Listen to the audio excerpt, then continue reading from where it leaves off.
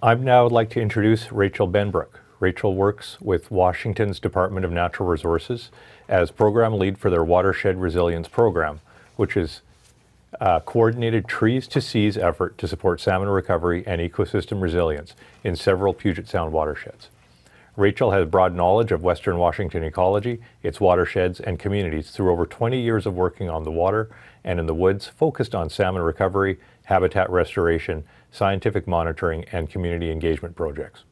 She'll be speaking to us today about Washington Watershed Resilience Program with a case study of the Snohomish Basin. So Rachel, thank you so much for joining us today, and I'll pass the mic over to you.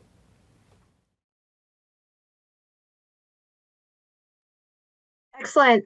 Thank you, everybody, for having me. I'm looking forward to chatting with you a little bit more. This is going to be a little bit of a different presentation to sort of talk a little bit more programmatically about it, what it's like to work at the watershed scale, and some sort of takeaways that I've learned over a couple of years of doing this about how to make it more manageable.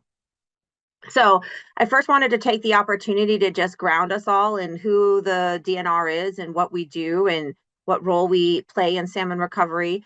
The Washington Department of Natural Resources is the state lands management agency at Washington with a mission to manage, sustain, and protect the health and productivity of Washington's lands and waters to meet the needs of present and future generations. And when Washington became a state, the federal government was fairly cash poor and said, okay, Washington, we don't got a bunch of money to give you to build the infrastructure of a state, but we're going to give you some land. So we were granted 3 million acres of land to generate revenue for schools and public institutions. And through additional land grants and other acquisitions, we now manage about 6 million acres of aquatic lands and uplands across the state. So what's really important to understand about DNR is that we don't own this land. We don't own the trees. These lands are held in trust for the public of Washington, the people of Washington state. And the fundamental statute that guides us is in the original 1889 Constitution of the state of Washington that both defines that for our trust lands as well as for the aquatic lands, state-owned aquatic lands, which are defined as the navigable portions of lakes and rivers and the tidal waters and nearshore waters. So a lot of that creates, a fairly significant defined constraint about what we can and can't do. And so we work within that trust mandate. The 3 million acres or so of state trust lands managed by DNR are managed for the benefit of the beneficiaries, which include our K through 12 schools, state universities, county governments, and even the Capitol campus at Olympia receives some of its maintenance funding through DNR revenue off of DNR's trust lands. The trust lands include about 2.2 million acres of forested lands, including recreation and conservation areas, and then about 300,000 acres each of rangelands and cultivated farmlands. And much of how we manage those lands is defined in statute, including that mandate to generate revenue. So important to understand that as you're working with DNR so that you understand the landscape we're working within. And then I want to pause for a moment and just acknowledge that the lands that Washington DNR manages were home since time immemorial to a vast and really wonderful array of Washington state tribes who continue to play a really valuable and critical role in land management, restoration, and conservation. And I always like to take the moment to acknowledge and respect the tribal partners and all the incredible work that they've done to protect salmon in our lands. And we really wouldn't be where we are here today with a pretty robust restoration and conservation effort without the leadership of our tribes. And that's because of a very, the Washington states, the early governor of Washington signed a series of 7 treaties with the tribes over a course of a couple of years, where the tribes ceded something like 65 million acres of lands in exchange for small reservations and some monetary compensation. But probably the most important thing that they ensured to also agree to in those treaties is the right of taking fish at all usual and accustomed grounds in common with the citizens of the territory, as well as the privilege of hunting, gathering roots and berries. So this has become a really valuable, important part of the evolution of salmon recovery and of the eventual co-management with the tribes and the state that exists today. It's really important context for working in Washington State. I dropped a couple QR codes for some excellent ways that you can learn more about this. But we definitely there's the treaties are a very important part of the conversation. But and that's because Washington is salmon country, and the tribes made sure to negotiate for their rights to taking salmon. And the role that DNR plays in salmon recovery includes a couple of different key points. One is most folks think of us as the forestry agency, and that is a very important role. We do a lot of different stuff with trees, including managing 2.2 million acres of timberlands. And for those of you who are project sponsors working across Washington and might be wondering how to access access DNR lands, it's really important that you invest in relationship building with those local state lands managers. Those are the folks who can authorize and enter into land use agreements and access agreements. So taking the time to build those relationships can help you get access to these lands for projects and monitoring and et cetera, et cetera. We also administer the Forest Practices Board rules, and this is one of the only spaces where we truly are a regulatory agency, is in that forest regulation space. Washington has some of the most protective and sustainable forest practices rules in the world, pretty much. And those rules protect public safety, water quality, and fish and wildlife habitat. And the Forest Regulation Division also hosts a small forest landowner office that works with small forest landowners. And that's really an important constituency in many of our watersheds, which you'll see for a moment in the Snohomish. We have a forest resilience division that works across all lands to manage, monitor, and protect Washington forests, including the Urban and Community Forestry Program that helps towns and municipalities plant trees and monitor and manage their tree canopy. And we also have a Good Neighbor Authority agreement with the U.S. Forest Service. So if you're ever in Washington State trying to work on Forest Service lands, DNR can sometimes be of assistance because we have an agreement in place with the federal government. And we also host the wildland firefighting and post-fire recovery teams. And then DNR's Aquatic Resources Division manages about 2.7 million acres of state-owned aquatic lands, which are not lands in the trust, but there still are constraints in statute as to what we can and cannot do with those lands to be aware of. And for those of you actually, again, our project sponsors, you may think of DNR as a permitting agency in the sense of our state-owned aquatic land, but these are not permits. These are real estate agreements that come in the form of leases or right of entry authorization. So the process is a little different. The timelines are a little different. So better understanding of our role in that space could be helpful as well. Our aquatic division also has a great science and monitoring team, mostly active in the marine and nearshore space, where we have long-term monitoring of ocean acidification, kelp and eelgrass, and gooey duck populations. DNR is the fisheries manager for the gooey duck fisheries because they are harvested from state-owned aquatic lands. And we also do pre and post project monitoring for our aquatic restoration program, which again has a marine and nearshore focus, doing a lot of creosote piling removal, derelict structures on the shoreline, and other really great nearshore restoration projects. And then this watershed resilience program I'm here to talk about today also lives in this aquatic resources space at DNR. So obviously we have been doing a lot to support salmon recovery for many years, but a few years ago, our outgoing Commissioner of Public Lands, Hilary Franz, asked herself, there's all this effort and focus and investment in salmon recovery, but salmon populations are still in decline. Is there more that DNR should be and could be doing to try to support and advance salmon recovery? And I think it's clear that, Ms. Salmon over here would probably say, yes, we should do more.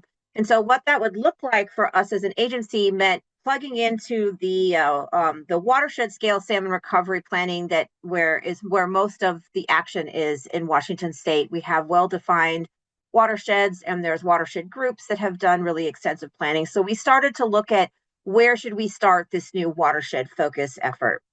And so the Snohomish watershed came out on top of a prioritization effort. And in 2022, we launched our pilot Snohomish Watershed Resilience Action Plan, or RAP, which is a 10-year plan for accelerating and advancing salmon recovery and watershed health across the Snohomish watershed, an 1,800 square mile watershed that flows into the Sound and Everett north of Seattle. If anyone's ever driven I-90 across Snoqualmie Pass or Highway 2 Stevens Pass, both of those passes are rivers that are tributaries to the Snohomish. So it's a really big watershed that crosses multiple jurisdictions. It's an important watershed for Puget Sound salmon, and it's also home to a collaborative and successful salmon recovery community with a lot of lands that DNR can touch. The teal is the state-owned aquatic lands. The pink shades are our trust lands and conservation lands. And then the dark green on this map is those small forest landowner parcels as identified by a UW study. So really important footprint across the landscape in some of our watersheds.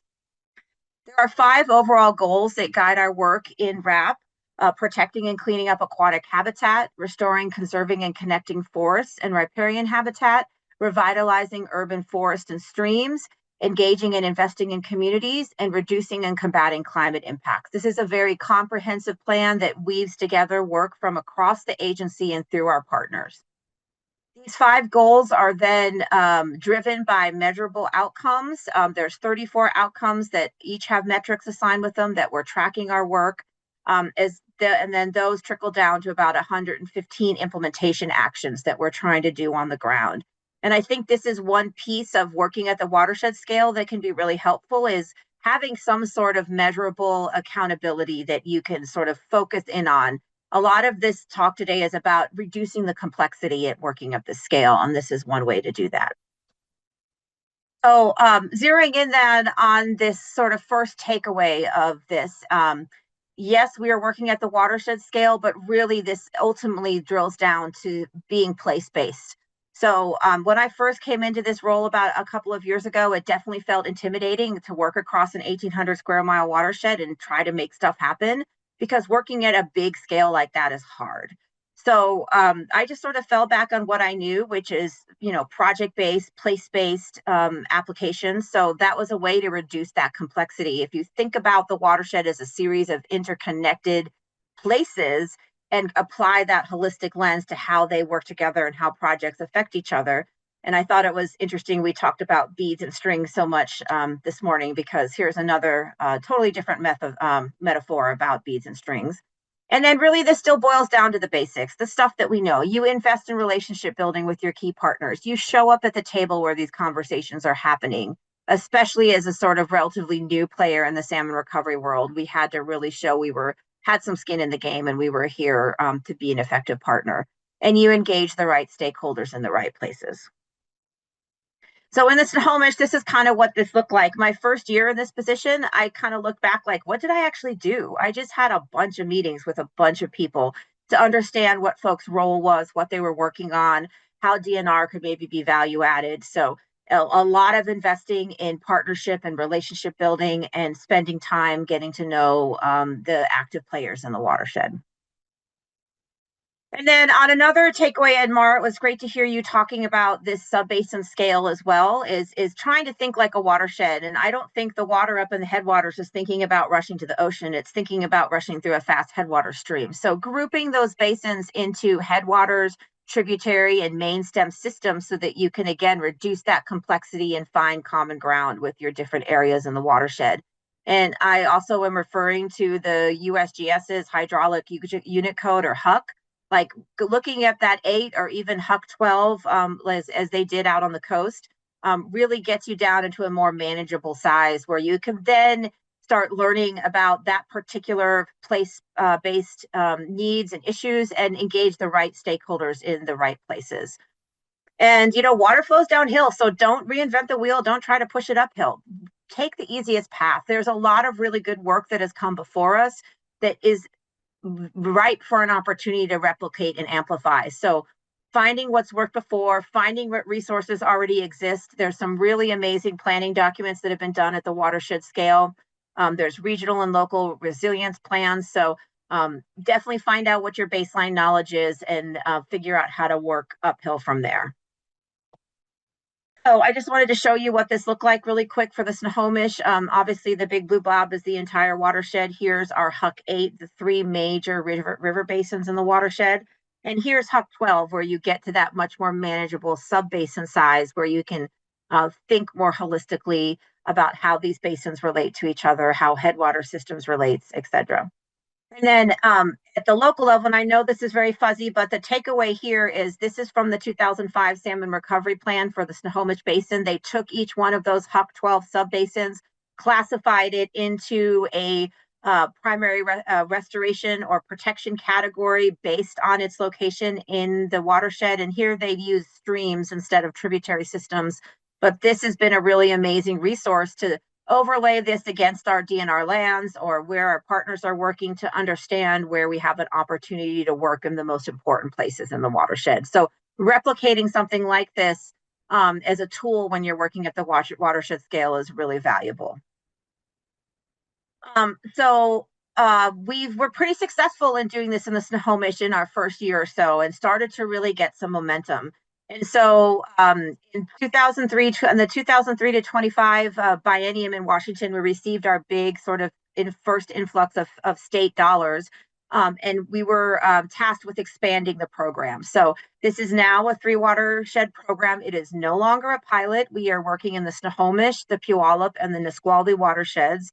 I'm probably going to stay around that size for the next biennium, where we continue to scale up and staff up and figure out how to make this program work in the long run. But we are starting to have this real regional footprint.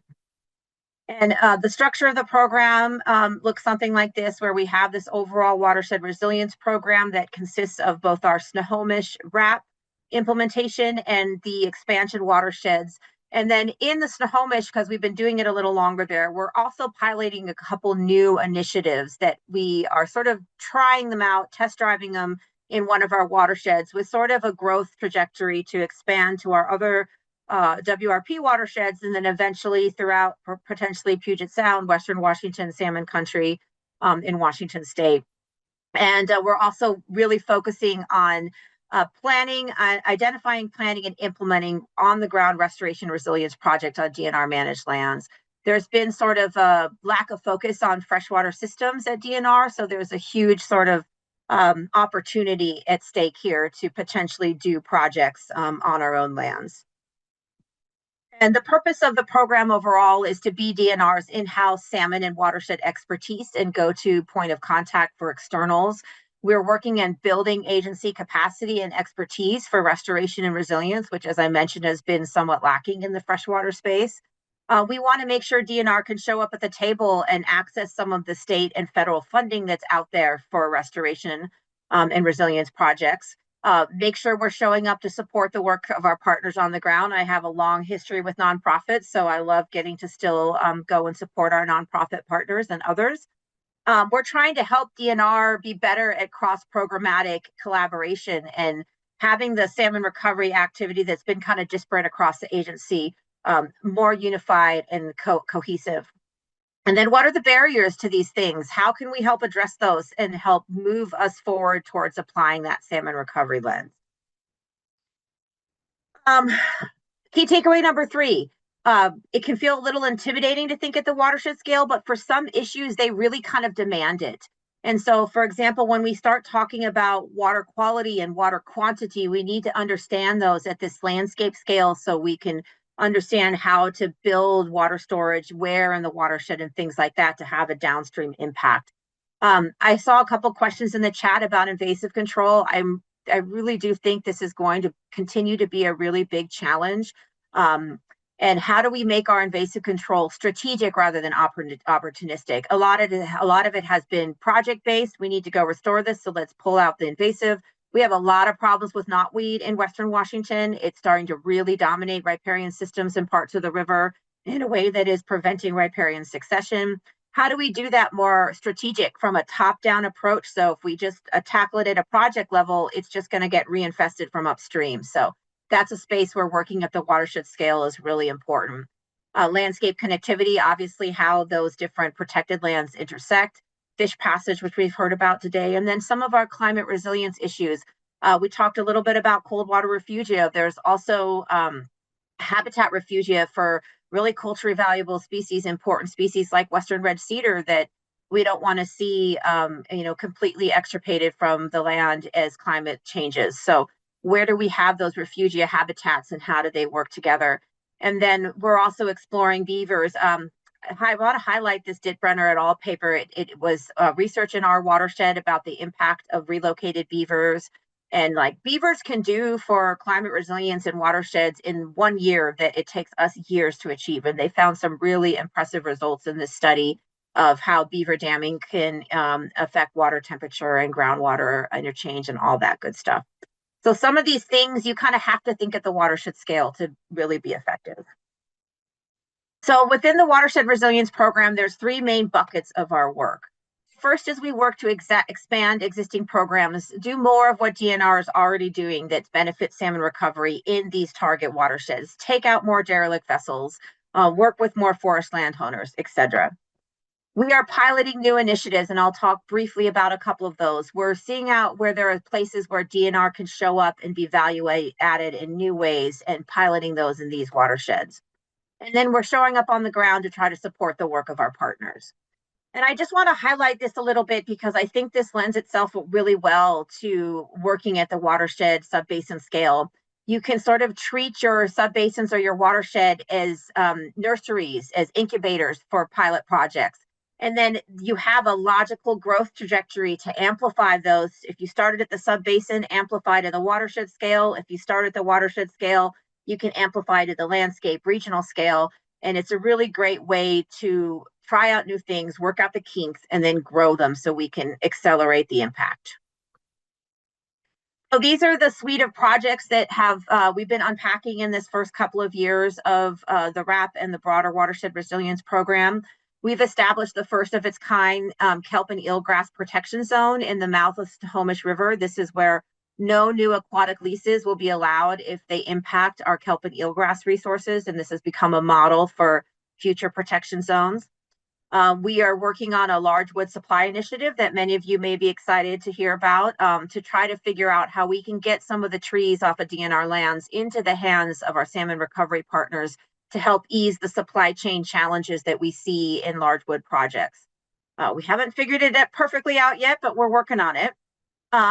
Forest Landowner Fish Passage Initiative is trying to identify fish passage barriers on small forest landowner parcels. There's a lot of great fish passage work in Washington State that's jurisdictionally focused. Who owns that road? Whose trail is that? Those are ones are getting addressed, but there's still kind of a big unknown about where the barriers might be on private lands, particularly those there isn't any harvest going on, so there's no forest practices rules being enforced. And then we're working on our watershed expansion, which I touched on already, to 2 new watersheds. And then we're also trying to unpack beaver-related restoration. It feels like there's a lot of potential for low-tech process-based restoration and BDAs and PALs on DNR lands due to some of our constraints about access and other things, and trying to figure out how we might be able to open up state lands for beaver relocation, which hasn't happened yet, so don't start calling us just yet, but we're working on that. And one more key takeaway for you all. Sometimes working at this scale, you can feel a little removed from the land itself, but what really made the huge difference for me is when I got keys to the gates and a vehicle that could drive on the roads and actually got out there and saw it for myself. So you've got to get the boots on the ground. You've got to see the land to really understand there's only so much you can do from a desk. But the desktop exercises and just good old fashioned poring over aerial images and turning on your salmon presence data and understanding where the DNR lands overlap with some of these important landscapes on the watershed, they can help you zero in and again, reduce that scale of complexity so that you can take a bite out of the elephant instead of trying to shove the whole thing in your mouth at once, right? So using those desktop exercises is a preliminary prioritization. And then not everybody owns 6 million acres of land. So you got to invest in those relationships with the land managers who can give you access for those on the ground site visits. So again, keeping a focus on how to get your boots onto the ground.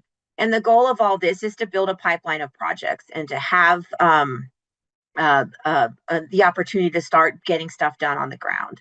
So it really still is about projects, about site-specific projects, but it's about thinking about them holistically and how they work together across the landscape.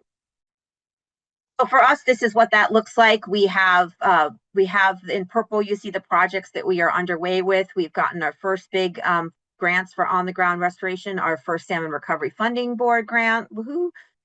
So thank you to our funders for helping us get this work going. We've been starting the process of identifying a pipeline of projects on our state-owned aquatic lands in the main stem rivers, and just continuing to walk down this road of figuring out where does it make sense for DNR as the land manager to show up and actually try to get some of this work started.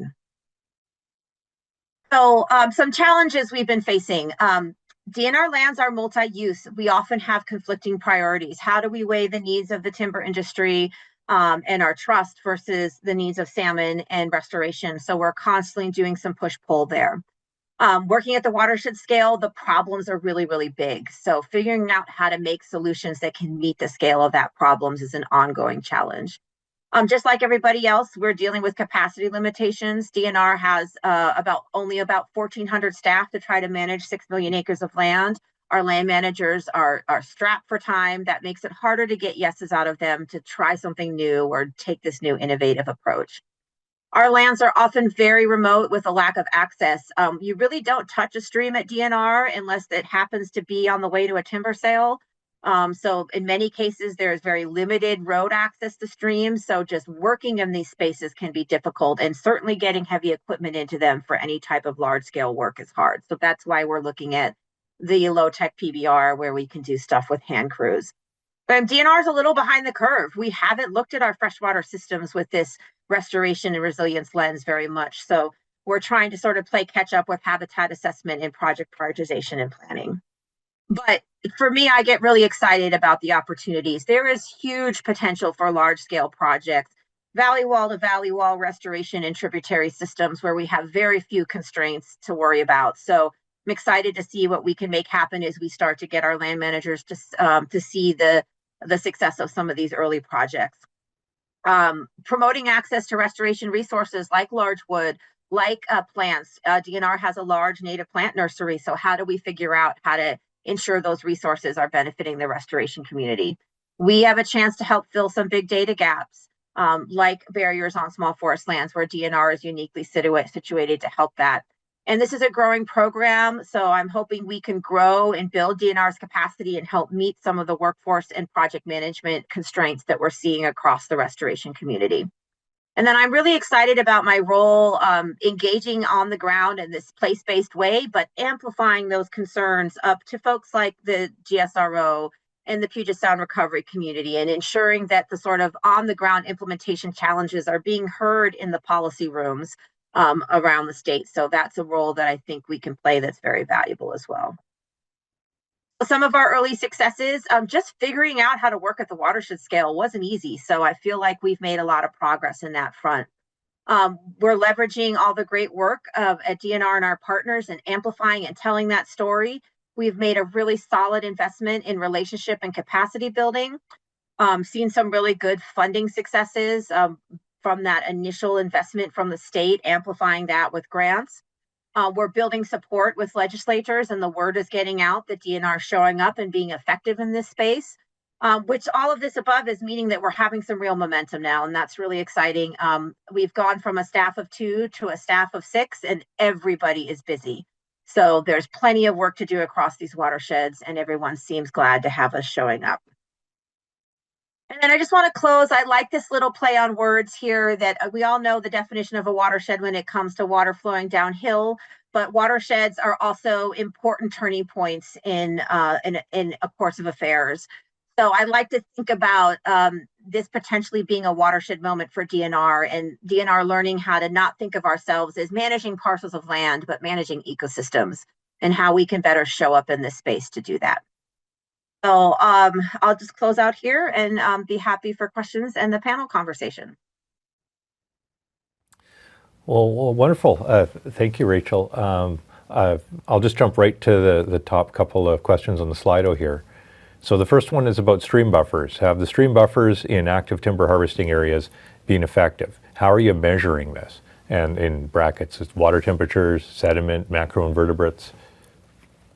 Yeah, I think I'm not a forester. I don't want to speak for our foresters, but I will say one thing that's really important to realize is when it comes to forest practices rules, there are two sets of rules. One applies to state owned lands, and one applies to privately owned lands. And the state forest practices rules are more protective. And, having seen for myself, they're pretty big buffers that we put in place, even on small fish water, small non-fish headwater streams and things like that. So um, I know our foresters believe very strongly that they're doing good work and we're protecting the lands while we do this. Um, I think that's a reason to be glad when forest lands move into state ownership because they are providing more protection. In terms of how they're monitoring it, there's a really robust adaptive management team in our forest regulation division. You can certainly find information about it on DNR's website. There's a lot of work being done on riparian buffers. And we also do some really interesting experimental work at the Olympic Experimental State Forest, where they're looking at different types of buffers and different types of riparian treatments to specifically there's an experiment called the T3 Watershed experiment that's specifically looking at those smallest fish-bearing streams and how different riparian treatments can impact aquatic health in different ways. So I don't want to speak too much about something I don't know the specifics, but you should be able to find a lot of that information on our website. Wonderful. I actually answered a question that I was kind of saving in the wings to ask you about long-term monitoring. So you covered that already. The next one has a lot of votes. It's around old growth and recognizing that old growth forests have a beneficial benefit to watersheds. Have there been efforts through your program to protect forests that don't quite qualify as old growth, but are often referred to as legacy forests that will qualify as old growth at some point in the near future? Yeah, well, that's not really the role of my program at the agency, but we're very aware of the issue. It's been a really important conversation in across the agency, and if this is someone from Washington State who brought this up, the incoming Commissioner of Public Lands, Dave Upthegrove, has made this a really foundational part of his campaign. So we anticipate to see, a renewed focus on this issue. I think it's really important to understand that something like 50% of DNR's lands are set aside for conservation. And there's a lot of really incredible, intact, beautiful habitats across the landscape. So the agency does anything that is classified as old growth is already protected. And there really aren't that many of those big trees that we're taking off the landscape anymore. But I would just say stay tuned to see how policy might change around that. But that is not something that our program has been focusing on or playing a role in. We're really zeroing in on the aquatic freshwater systems and trying to look at those sort of that the tributaries, salmon-bearing tributaries that flow through DNR lands. Okay, well, that's probably a nice bridge to the next question in the queue. Can you explain a bit more about what approach is being taken to help to prioritize what type of restoration is done and where? Yeah, I think that's where I need to make a nod to the really incredible salmon recovery watershed scale planning work that's happened before me. I have in the Snohomish, we happen to have a lot of really great sub-basin strategy groups that we can lean on that, as well as some really good data about where the fish are and where the fish aren't. So just kind of overlaying that. And then you've got to look at the practicality things, right? Like I have been an operations manager. I understand you've got to think about how you would actually implement something. And where do we actually have access to the stream? Where can we get eyes on it and see what's actually needed? So there's this, it's this combination of opportunity and strategy that I think we're constantly doing in the restoration community. So having things, and I definitely was making note of Mara's presentation, having these kind of sub-basin strategies that can help you prioritize is a really good way to do it. And then there's also just only so much we can do with a team of 6 people at once, right? So you get a few projects moving forward and then you keep going. But leaning on input from our stakeholders and partners and tribe and all of the folks who know the watershed better than we do is a really important part. And then leveraging any project pipeline lists that have been produced. There's often projects that have been sort of sitting there in the wings. No one's taken them on. seeing if we're the right person to step in and move those forward. So hopefully you have some of that foundational work that you can leverage. Okay, and that it maybe even naturally bridges to, I think, what's the top question on our queue here now. I think you've said you've got 6 people on your team, but you're part of a broader DNR technical cadre of people.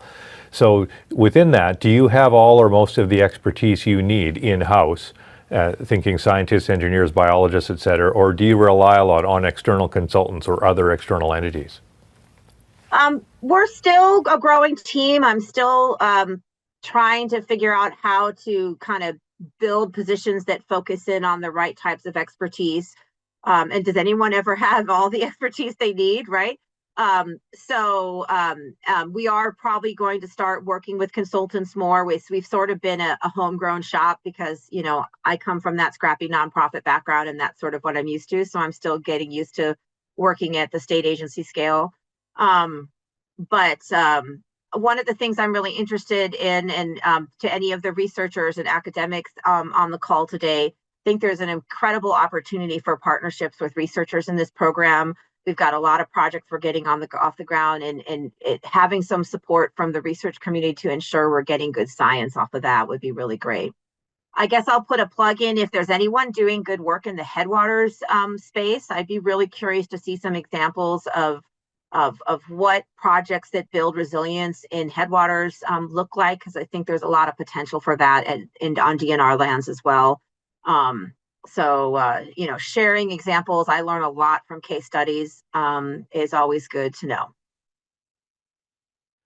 Awesome. Well, you covered a whole mountain of material there and very effectively in a short amount of time. So, Rachel, I'll thank you for that. And I think you're sticking around for our panel discussion, which is coming up shortly. But with that, Laura, I'll flip back to you to introduce our next speaker.